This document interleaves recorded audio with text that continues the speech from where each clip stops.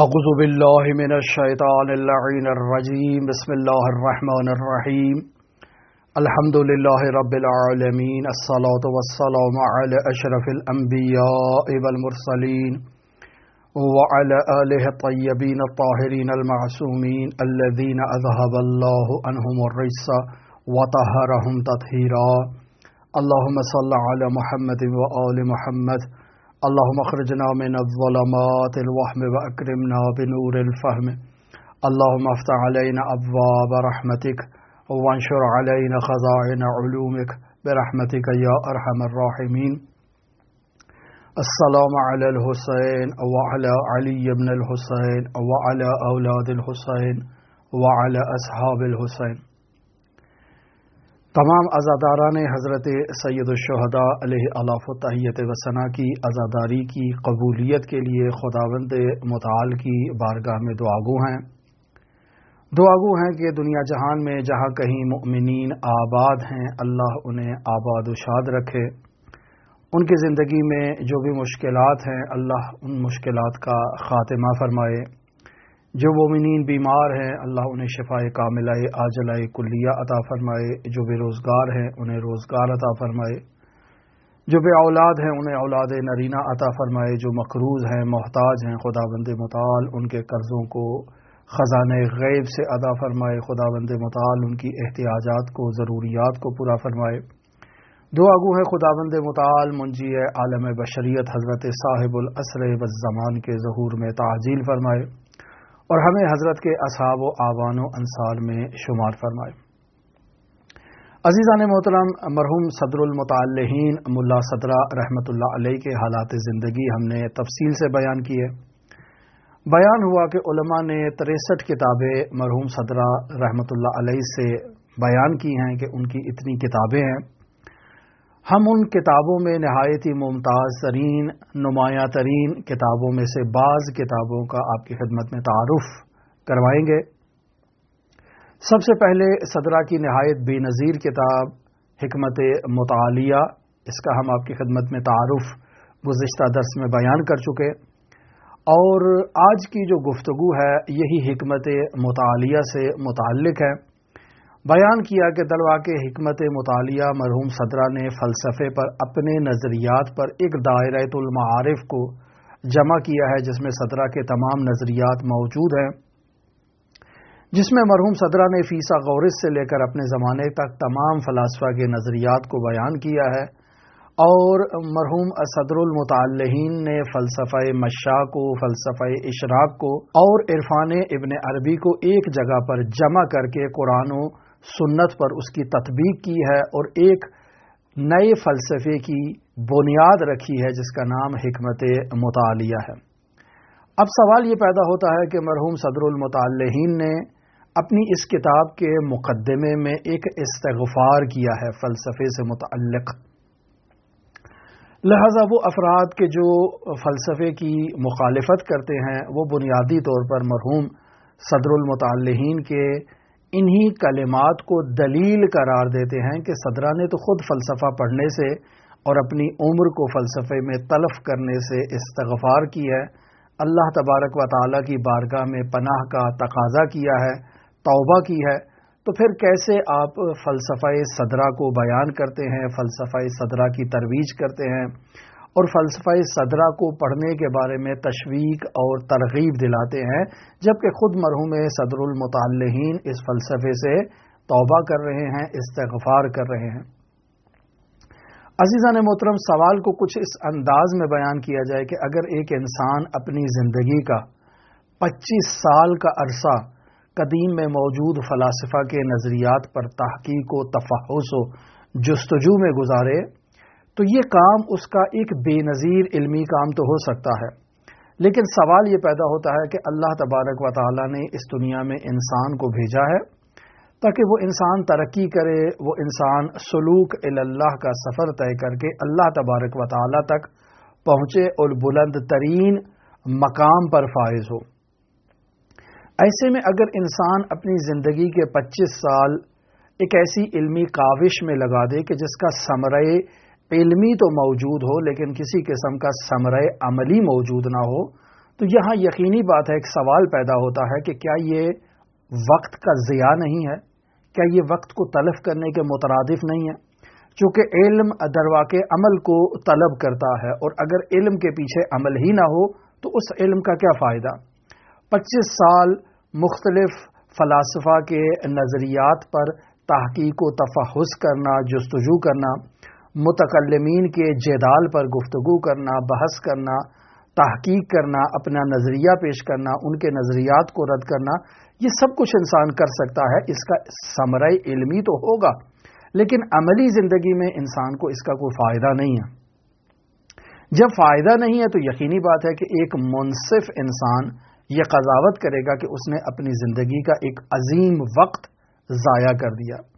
شاید یہ سوال جسے ہم آپ کی خدمت میں بیان کر رہے ہیں، ایک ایسا ہی سوال مرحوم صدرہ رحمۃ اللہ علیہ کے ذہن میں بھی آیا ہوگا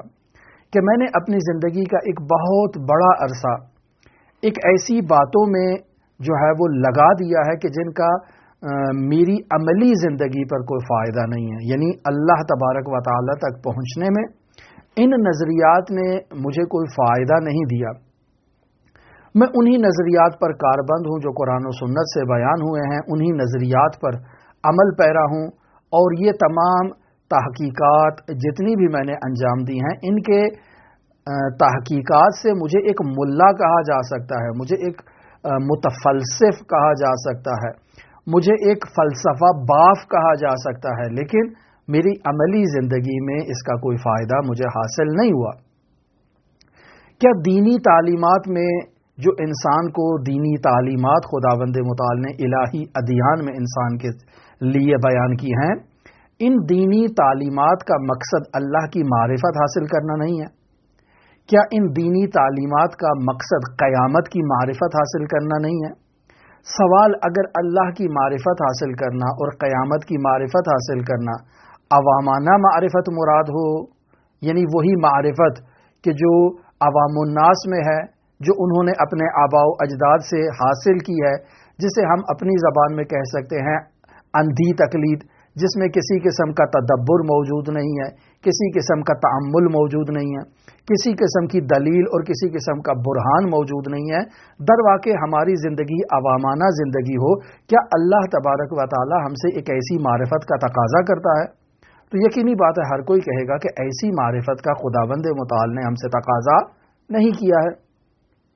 ہمیں اللہ تبارک و تعالی کے بارے میں معرفت جو ہونی چاہیے وہ برہانی معرفت ہونی چاہیے۔ قیامت کے بارے میں جو دلائل ہونے چاہیے ہمارے پاس وہ برہانی دلائل ہونے چاہیے۔ بس ایک مسلمان کے اعتقادات خیالی اعتقادات نہیں ہونے چاہیے، احساسی اعتقادات نہیں ہونے چاہیے، سوری اعتقادات نہیں ہونے چاہیے، تقلیدی اعتقادات نہیں ہونے چاہیے، بلکہ ایک مسلمان کے تمام اعتقادات برہان پر استوار ہونے چاہیے، دلیل پر استوار ہونے چاہیے۔ لہٰذا ایسے لوگوں کے لیے کہ جو عوامانہ سوچ رکھتے ہیں، ایسے لوگوں کے لیے اس عالم مادہ سے ماورا جو عوالم موجود ہیں میٹا فزک، وہ ان کے لیے مکشوف نہیں ہوں گے۔ ان کے لیے خداوند متعال کے مراتب اسماء و صفات ان کے سامنے واضح نہیں ہوگے۔ اللہ تبارک و تعالی ان کے لیے معرفت کے ایسے دریچوں کو ہرگز نہیں کھولے گا، کیوں؟ چونکہ ان کی معرفت اندھی تقلید ہے، ان کی معرفت جو ہے وہ احساساتی معرفت ہے، ان کی معرفت خیالی ہے، ان کی معرفت سوری معرفت ہے، برہانی معرفت نہیں ہے،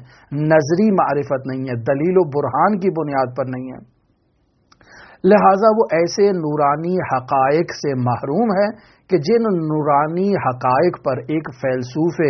مدقق پہنچ سکتا ہے، جن نورانی حقائق پر ایک عارف بابصیرت پہنچ سکتا ہے۔ پس کمال کا راستہ تمام انسانوں کے لیے خداوند متعال نے کھول رکھا ہے،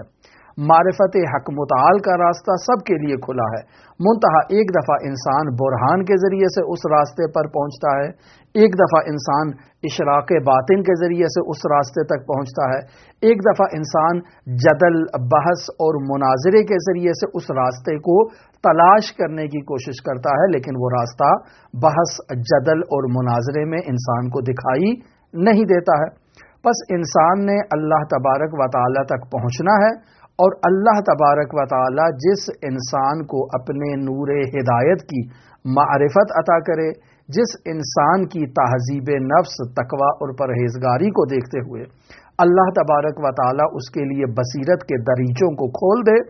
तो ऐसे इंसान के वजूद में अल्लाह तबारक व ताला का नूर मुतजल्ली होगा। इस इंसान के एतकादात में किसी किस्म के शक व शुबहे की गुंजाइश नहीं पैदा होगी। अब आते हैं उस मतलब के ऊपर जिसे मरहूम सदरुल मुताल्लिहीन ने असफार की जिल्द नंबर 1 है, सफ़ा नंबर 11 और सफ़ा नंबर 12 पर मकतूब फरमाया है। दरवाक़ई ये मरहूम सदरुल मुताल्लिहीन असफार पर मुक़द्दमे को तहरीर कर रहे हैं। यहाँ मरहूम सदरा फरमाते हैं व इन्नी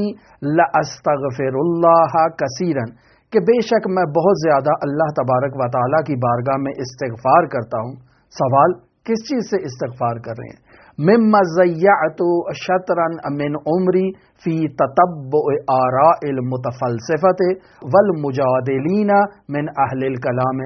कि मैंने अपनी ज़िंदगी का एक बहुत बड़ा अरसा जो है, बहुत बड़ा हिस्सा जो है, वो फ़ैलसूफ़ नुमा मुतफलसिफीन की आरा पर ततब्बु करने में, तहकीक करने में, उनकी जांच पड़ताल करने में मैंने अपनी ज़िंदगी का एक बहुत बड़ा अरसा जो है वो तलफ कर दिया है।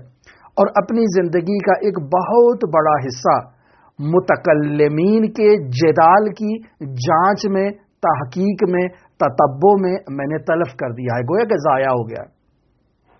व तदकीकातिहिम, और इन मुतफलसफियों की और इन मुतकल्लिमों की तहकीकात पर, दिक्कतों पर मैंने दिक्कत करने में अपना वक्त जो है वो गुजार दिया है। व तअल्लुम जुरबुज़तिहिम फिल क़ौल व तफन्नुनहिम फिल बहस, और मैंने अपनी ज़िंदगी का एक बहुत बड़ा हिस्सा उनके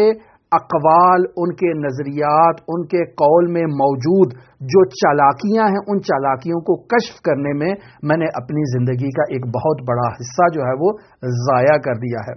उनके अंदाज़े बहस को समझने में मैंने अपनी ज़िंदगी का एक बहुत बड़ा हिस्सा जो है वो ज़ाया कर दिया है। हत्ता तबय्यन ली आखिरल अम्र बिनूरिल ईमान, यहाँ तक कि मेरे लिए ये वाज़े हो गया अल्लाह तबारक व तआला के नूरे हिदायत से, जो अल्लाह तबारक व तआला ने मुझे अता किया, उस नूरे हिदायत से मेरे लिए ये वाज़े हो गया। व तायीदिल्लाहिल मन्नान, और अल्लाह तबारक व तआला की तायीद से मेरे लिए ये मालूम हो गया कि अन्ना क़ियासहुम अक़ीमुन, कि इनके तमाम के तमाम जो क़ियासात है वो अक़ीम है, यानी उनका कोई नतीजा नहीं है, इंसान की अमली ज़िंदगी में उनका कोई फ़ायदा नहीं है। वसिरातुहुम गैरु मुस्तक़ीमिन, और उनका रास्ता सीधा अल्लाह तबारक व तआला तक इंसान को नहीं पहुँचाता, बल्कि उनका रास्ता सिराते गैर मुस्तक़ीम है।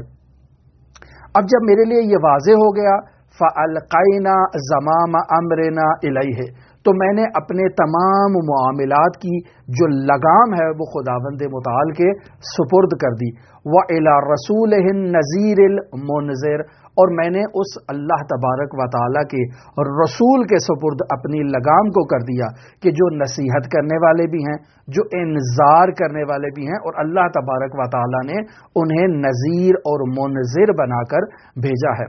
फ़कुल्लु मा बलगना मिन्हु, पस जो कुछ भी रसूल खुदा सल्लल्लाहु अलैहि वसल्लम से हम तक पहुंचा है, आमन्ना बे वसद्दक़ना हो, हम उस पर ईमान लेकर आते हैं और उसकी तस्दीक करते हैं। वलम नख्तल अन नुखय्यल अल्लाहु वजहन अक़लियन व मसलकन बहसिया, और हम अपनी नाक़िस अक़ल के ज़रिए से उनके अहकाम को और उनके एतक़ादात की तावील नहीं करेंगे, कोशिश नहीं करेंगे कि कोई हम बीच में से एक रास्ता निकालें और बहस करना शुरू कर दें उनके जो बयान करदा नूरानी अक़वाल हैं, फ़रामीन हैं, नज़रियात हैं, एतक़ादात हैं। बल इक़्तदैना बेहुदा हो व इंतहैना बेनहयही, بلکہ ہم ان کی ہدایت کی اقتدا کریں گے، جس راستے پر، جس صراط مستقیم پر انہوں نے ہمیں چلا دیا ہے ہم اس سیدھے راستے پر چلیں گے، اور جس چیز سے انہوں نے ہمیں منع کر دیا ہے اس راستے سے ہم رک جائیں گے۔ امتثالا لقولہ تعالی، ہم اللہ تبارک و تعالی کے اس قول کا امتثال کریں گے جسے خداوند متعال نے سورہ حشر کی آیت نمبر 7 میں بیان کر دیا ہے، ما آتاکم الرسول فخذوہ وما نہاکم عنہ فانتہوا، کہ میرا رسول، میرا حبیب جو تمہیں دے دے اس کو اخذ کر لو، اور جس چیز سے روک دے اس سے رک جاؤ۔ پس ہم اس کی اقتدا کریں گے، حتی فتح اللہ علی قلبنا ما فتح، یہاں تک کہ اللہ تبارک و تعالی ہمارے قلب پر وہ چیز، وہ معرفت کا دریچہ، وہ معرفت کا دروازہ کھول دے جسے کھولنے کا حق ہوتا ہے۔ فَأَفْلَحَ بِبَرْكَةِ مُتَابِعَتِهِ وَأَنْجَحَ، اور ہم رسول خدا صلی اللہ علیہ وآلہ وسلم کی پیروی کرنے کے نتیجے میں فلاح پا جائیں گے، اور رسول خدا صلی اللہ علیہ وآلہ وسلم کی پیروی کرنے کے نتیجے میں ہم نجات پا جائیں گے، ناجح ہو جائیں گے۔ یہ وہ عبارت ہے جو مرحوم صدرہ نے درواقع اسفار کی جلد نمبر 1 ہے، صفحہ نمبر 11 اور صفحہ نمبر 12 پر ان کلمات کو تحریر کیا ہے، جس سے علماء یہ استنباط کرتے ہیں کہ مرحوم صدر المتعلہین نے فلسفے سے استغفار کیا ہے، اور مرحوم صدرہ کہتے ہیں کہ در واقع اللہ نے مجھے ہدایت کی ہے، اور وہ ہدایت کی ہے کہ میں اللہ تبارک و تعالیٰ کے سپرد اور اللہ کے حبیب کے سپرد اپنے امور کی زمام ان کے حوالے کروں، اور جو انہوں نے عطا کیا ہے اس پر چلوں، اور جس چیز سے انہوں نے منع کر دیا ہے اس راستے سے میں رک جاؤں۔ پس یہ فلسفہ جو در واقع علوم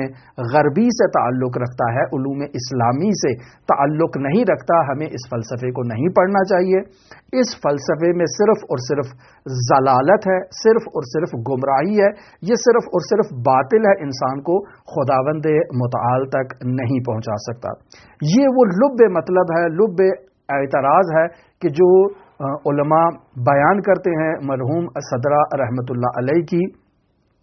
اسفار کے پڑھنے والے طالبین پر، اور تمام وہ افراد جو فلسفے کو پڑھنے کا اشتیاق رکھتے ہیں ان کے بارے میں یہ کلمات بیان کرتے ہیں۔ خوب اگر ہم دقت کریں مرحوم صدرہ کے بیانات پر، تو جو پہلی لائن میں انہوں نے بیان کر دیا کہ استغفر اللہ مما ضیعت شطرا من عمری، میں اللہ تبارک و تعالیٰ کی بارگاہ میں استغفار کرتا ہوں چونکہ میں نے اپنی عمر کا ایک بہت بڑا حصہ ضائع کر دیا، ضیعت عمری فی تتبع آراء المتفلسفات، میں نے فلسفہ باف لوگوں کے نظریات پر تتبع کرنے میں، تحقیق کرنے میں اپنا وقت ضائع کر دیا۔ والمجادلین من اہل الکلام، اور اہل کلام کے مجادلات کو سیکھنے میں میں نے اپنا وقت جو ہے وہ ضائع کر دیا ہے۔ اور یقینی بات ہے کہ وہ علم کہ جس کا ثمرہ علمی تو ہو لیکن انسان کی عملی زندگی میں کوئی انسان کے لیے فائدہ نہ پہنچائے، اور انسان کو اس کے اصلی ہدف تک پہنچنے میں انسان کے لیے مفید اور مثمر ثمر واقع نہ ہو، تو یہ عمر کا تلف کرنا ہے۔ اور اگر انسان اپنی عمر ایسے کاموں میں تلف کر دے تو یقینی بات ہے اہل انصاف انسان ہو تو وہ اللہ تبارک و تعالیٰ کی بارگاہ میں استغفار کرے گا۔ پس یہاں متفلسفے کا لفظ استعمال کیا گیا ہے، اور متفلسف در واقع فلسفہ باف کو کہتے ہیں، وہ شخص جو فلسفہ گھڑتا ہے بیٹھ کر، اور فلسفے کی جو ہے وہ باقاعدہ ایک چیز کو بنتا رہتا ہے، ایک برہان قائم کرنے کی کوشش کرتا ہے، ایسے شخص کو متفلسف کہا جاتا ہے کہ جو در واقع فلسفہ باف ہے، جس کے کلام کا کوئی عملی فائدہ نہیں ہے۔ یہ الکلام و یجر الکلام جو ہے وہ کلام سے کلام نکلتا جائے گا، اور انسان کو کسی نتیجے پر جو اس کا بنیادی مقصد ہے اس کی خلقت کا کہ وما خلقت الجن والانس الا لیعبدون اے لیعرفون، نہ تو اسے عبادت نصیب ہوگی نہ ہی اسے معرفت نصیب ہوگی۔ پس در واقع اگر ایک انسان اپنی تمام زندگی ایک ایسی فقہ کو پڑھنے میں گزار دے کہ جس فقہ کا اس کی عملی زندگی میں کوئی فائدہ نہیں ہے، مثلا آج کل کے دور میں اگر کوئی عبید اور اماء کے مسائل کو پڑھنا شروع کر دے کہ جس کا آج کل کی زندگی میں کوئی فائدہ نہیں ہے، فقہ آل محمد ہے لیکن آج کل کی زندگی میں نہ تو غلام ہیں نہ کنیزیں ہیں، اور ان کی بحث کو پڑھنے کا آج کل کی زندگی میں کوئی عملی ثمرہ موجود نہیں ہے۔ اسی طرح سے کنویں سے کتنے ڈول باہر نکالنے ہیں تاکہ انسان اس کنویں کو پاک کر دے، آج کی زندگی میں اس کا کوئی عملی فائدہ موجود نہیں ہے۔ بس انسان درواقع ایسی فقہ کو پڑھے جس کا اس کی عملی زندگی میں کوئی فائدہ نہ ہو، درواقع یہ وقت تلف کرنے کے مترادف ہے۔ اور اگر انسان اس عبید و اما کی بحث پر درس خارج دینا شروع کر دے اور 20 سال 25 سال اسی موضوع پر درس خارج دیتا رہے تو درواقع اس نے اپنی عمر کا ایک عظیم حصہ جو ہے وہ ضائع کر دیا ہے۔ اسی طرح علم کلام کی ایسی بحثوں میں انسان جو ہے وہ اپنا وقت تلف کر دے جس کا کوئی عملی فائدہ نہیں ہے۔ معتزلہ نے کیا کہا، اشاعرہ نے کیا جواب دیا، اشاعرہ نے کیا کہا، معتزلہ نے کیا کہا، امامیہ نے ان دونوں کو کیا جواب دیا، انہوں نے امامیہ کو کیا جواب دیا۔ ان بحثوں کا کیا فائدہ ہے کہ انسان اپنا وقت ایسی چیزوں میں تلف کر دے کہ جس کا انسان کی عملی زندگی میں کوئی فائدہ نہ ہو، انسان کے اعتقادات کو برہانی کرنے میں کوئی فائدہ نہ ہو، فقط یہ فلسفہ بافی ہے، فقط کلام بافی ہے، الکلام و یجر الکلام کا نتیجہ ہے۔ پس درواقع ایسی چیز سے انسان اگر اپنی عمر کو ایسے کاموں میں لگا دیتا ہے اور جب پیچھے مڑ کے دیکھتا ہے، جب انسان کو ہدایت ہوتی ہے تو انسان کہتا ہے کہ اوہ کاش مجھے یہ اللہ جلدی ہدایت دے دیتا تو میں یہ 20 سال 25 سال جو اپنی عمر ضائع کر کے آیا ہوں اسے تلف نہ کرتا۔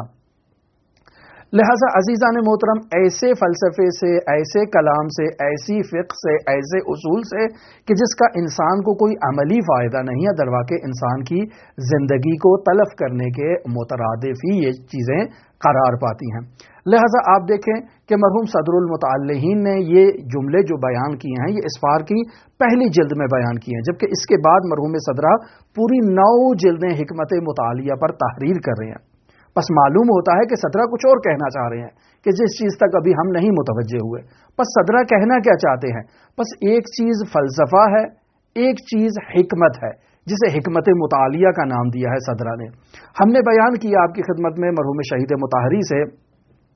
کل بھی بیان ہوا اور پہلے بھی بیان ہوا کہ در واقع حکمت مطالعہ مرحوم صدرہ یعنی صدرہ کا جو فلسفہ ہے وہ در واقع ایک ایسی حکمت ہے، ایک ایسا ٹھاٹھے مارتا ہوا سمندر ہے کہ جہاں ایک طرف سے حکمت مشاء آ رہی ہے، ایک طرف سے حکمت اشراق آ رہی ہے، ایک طرف سے جو ہے وہ آیات و روایات و برہان و کلام و ساری چیزیں آ رہی ہیں، اور ایک طرف سے عرفان آ رہا ہے۔ یہ سب چیزیں جہاں ایک جگہ پر امتزاج اختیار کرتی ہیں اور ایک ٹھاٹھے مارتا ہوا سمندر میں تبدیل ہو جاتا ہے، اسے حکمت مطالعہ کہتے ہیں مرحوم شہید مطہری کے مطابق۔ پس در واقع مرحوم ملا صدرہ رحمۃ اللہ علیہ نے تمام فلسفے کو جو ہے وہ قرآن و اطرت کی جو ہے وہ خدمت میں پیش کیا اور اسے قرآن و اطرت سے باقاعدہ جو ہے وہ نورانی کیا اور پھر اسے باقاعدہ مرحوم صدرہ آگے بیان کر رہے ہیں۔ لہٰذا مرحوم صدرہ رحمۃ اللہ علیہ نے فلسفے سے متعلق جو تعریف فرمائی ہے آپ اس کی طرف توجہ کریں کہ اسفار کی جلد نمبر 1 ہے اور صفحہ نمبر 20 ہے، وہاں در واقع مرحوم صدرہ رحمۃ اللہ علیہ فلسفے کی تعریف کرتے ہیں۔ اب آپ خود تصور کر لیں کہ پیچھے جو استغفار ہو رہا ہے وہ متفلسفہ سے ہے، یہاں تعریف جو ہو رہی ہے وہ فلسفہ ہے۔ متفلسفہ یعنی فلسفہ بافی، جبکہ فلسفہ انسان کے نفس کو کمال عطا کرتا ہے۔ لہذا یہاں مرحوم صدرہ بیان کرتے ہیں کہ اعلم ان الفلسفۃ استکمال النفس الانسانیہ، جان لو کہ بے شک فلسفہ انسانی نفس کو کمال تک پہنچاتا ہے۔ پس فلسفہ کیا ہے؟ استکمال النفس الانسانیہ، انسان کے نفس کا طلب کمال کرنا اور بلندیوں تک پہنچنا،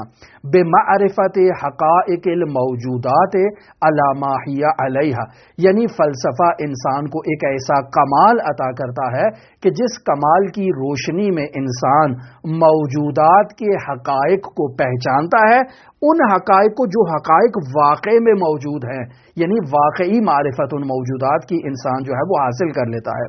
والحکم بوجودها تحقیقاً بالبراہین، اور انسان ان موجودات کی موجودیت کا حکم دیتا ہے دلیل کے ذریعے سے، برہان کے ذریعے سے۔ یہاں حکم حسی نہیں ہے، یہاں حکم تقلیدی نہیں ہے، یہاں حکم جو ہے وہ احساساتی نہیں ہے بلکہ برہان کے ذریعے سے ہے، دلیل کے ذریعے سے ہے۔ لہٰذا خود صدرہ فرماتے ہیں لا اخذن بالظن والتقلید، کہ یہاں ہم وہمی، ظنی، خیالی اور تقلیدی معرفت تک نہیں پہنچتے ہیں، بلکہ برہان کے ذریعے سے ہم موجودات کے حقائق کو کشف کرتے ہیں بقدر وسع الانسانی۔ لیکن ہر انسان ہر حقیقت کو کشف کرنے کی صلاحیت نہیں رکھتا ہے۔ بعض انسانوں کی صلاحیتیں بہت زیادہ شکوفائی اختیار کر جاتی ہیں اور وہ بہت زیادہ نورانی معارف کو حاصل کرنے کی توان رکھتے ہیں۔ بعض انسانوں کی صلاحیتیں اتنی زیادہ شکوفا نہیں ہوتی ہیں، وہ اپنی استعداد کے مطابق ان بلند مراتب تک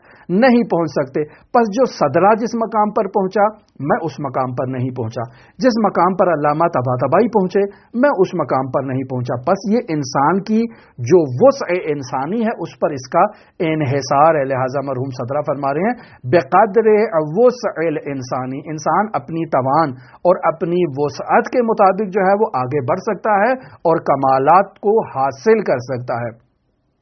پس عزیزان محترم، آپ ان کلمات کی طرف اگر توجہ دیں تو ایک طرف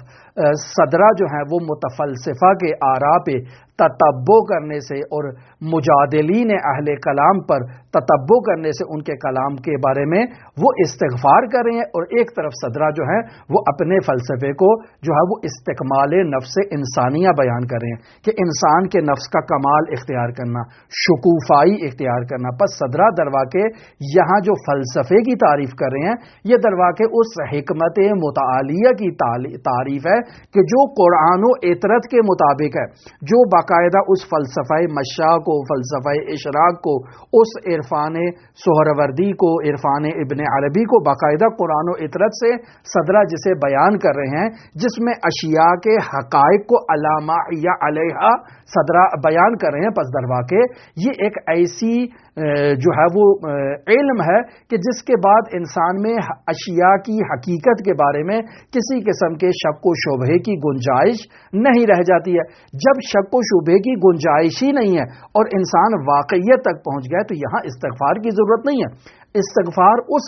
متفلسفے پر ہے کہ جو فلسفہ بافی ہو رہی ہے، 25 سال گزرے ہیں لیکن انسان کسی نتیجے پر نہیں پہنچا ہے، فقط ایک علمی جو ہے وہ گنجلوں میں انسان مبتلا ہے، کوئی نتیجہ انسان حاصل نہیں کر رہا ہے، ڈوری کو سلجھا رہا ہے لیکن اس کو سرا نظر نہیں آ رہا ہے، تو اس پر انسان کو درواقع استغفار کرنی چاہیے۔ اب سوال کہ کیا یہ معقول ہے کہ انسان اس حکمت مطالعہ سے جو ہے وہ استغفار کر رہا ہو اور پھر آگے 9 جلدوں پر مشتمل جو ہے وہ کتاب لکھ ڈالے؟ تو کوئی بھی عاقل انسان کہے گا کہ یہ درست نہیں ہے۔ پس معلوم ہوا کہ 2 طرح کے ہمارے پاس فلسفے ہیں، ایک وہ متفلسفہ ہے کہ جو فلسفہ بافی سے آتا ہے، جو درواقع گتھی کو سلجھانے میں ایک انسان پھنس جاتا ہے، ساری زندگی اس کی لگ جاتی ہے لیکن اس کو سرا نظر نہیں آتا، تو ایسے فلسفے سے، ایسے علم کلام سے انسان کو استغفار کرنی چاہیے۔ لیکن ایک یہ فلسفہ ہے جسے صدرہ نے حکمت متعالیہ اور اسفار اربع عقلیہ کا نام دیا ہے، اس کو پڑھنے سے انسان کے اندر ایک ایسی شکوفائی ایجاد ہوتی ہے، ایک ایسی نورانیت ایجاد ہوتی ہے کہ انسان اشیاء کی حقیقت کو علامہ یا علیہا درک کرتا ہے۔ پس اس فلسفے کو پڑھنا چاہیے اور یہی فلسفہ ہے جو انسان کی عقل کو جو ہے وہ تعالی بخشتا ہے، شکوفائی عطا کرتا ہے اور انسان حضرت حق متعال تک پہنچ جاتا ہے، اور انسان کا نفس اس قدر کمال حاصل کر لیتا ہے کہ انسان کو یہ کہا جاتا ہے کہ یہ انسان تشبہ بالہ اختیار کر چکا ہے، یعنی اپنے وجود میں انسان جو ہے وہ اس قدر کمال لے آیا ہے کہ خداوند متعال کی جو نورانی الطاف ہیں وہ انسان کے وجود میں تجلی ہوئے ہیں، اور انسان نے خود کو جو ہے وہ اللہ تبارک و تعالی کی جو صفات حسنہ ہیں، صفات علیہ ہیں، اس سے انسان نے خود کو مزین کر دیا ہے۔ اب اس انسان کو کہا جا سکتا ہے کہ یہ انسان جو ہے وہ تشبہ بالہ اختیار کر چکا ہے۔ لہٰذا عزیزان محترم، یہ وہ باتیں ہیں جن پر تحقیق کی ضرورت ہے۔ ہم نہیں کہہ رہے کہ جو کچھ بھی بیان ہوا ہے مرحوم صدرہ نے وہ سب کا سب بالکل جو ہے وہ بی عیب ہے، بی نقص ہے، لیکن انسان کو کسی کے بھی نظریات کو پڑھنے سے پہلے، ان پر تحقیق کرنے سے پہلے اپنی آنکھوں سے تعصب کی عینت کو اتارنا ہے، اعتدال کی عینت کو انسان نے آنکھوں پر لگانا ہے، انصاف کی عینت کو اپنی آنکھوں سے جو ہے وہ اس پر لگانا ہے، اور خوش ذوقی، خوش فہمی سے مطالب کو سمجھنے کی کوشش کرنا ہے۔ اگر ایک انسان کند ذہن ہے تو یقینی بات ہے اس کو یہ نورانی معارف سمجھ میں نہیں آئیں گے۔ ایک انسان متعصب ہے تو یقینی بات ہے اسے نور ہدایت نصیب نہیں ہوگا۔ ہماری دعا ہے کہ خداوند متعال ہم سب کو جو ہے وہ حقیقت نور ایمان سے ہمارے قلوب کو منور فرمائے۔ دعا گو ہیں جن جن علماء نے بھی اسلام کی سربلندی کے لیے خدمات انجام دی ہیں، خداوند متعال ان کی خدمات کو اپنی بارگاہ میں قبول و مقبول فرمائے۔ دعا گو ہیں خداوند متعال حضرت منجی عالم بشریت کے ظہور میں تعجیل فرمائے، اور ہم سب کو امام زمان اجل اللہ تعالی فرجہ شریف کے اصحاب و آوان و انصار کی فہرست میں مکتوب فرمائے۔ آپ تمام عزیزان کے لیے امام رعوف امام علی ابن مصر رضا کی نورانی بارگاہ میں نائب زیارہ بھی ہیں اور دعا گو بھی ہیں۔ اللہم صلی علی محمد و آل محمد وعجل فرج قائم آل محمد۔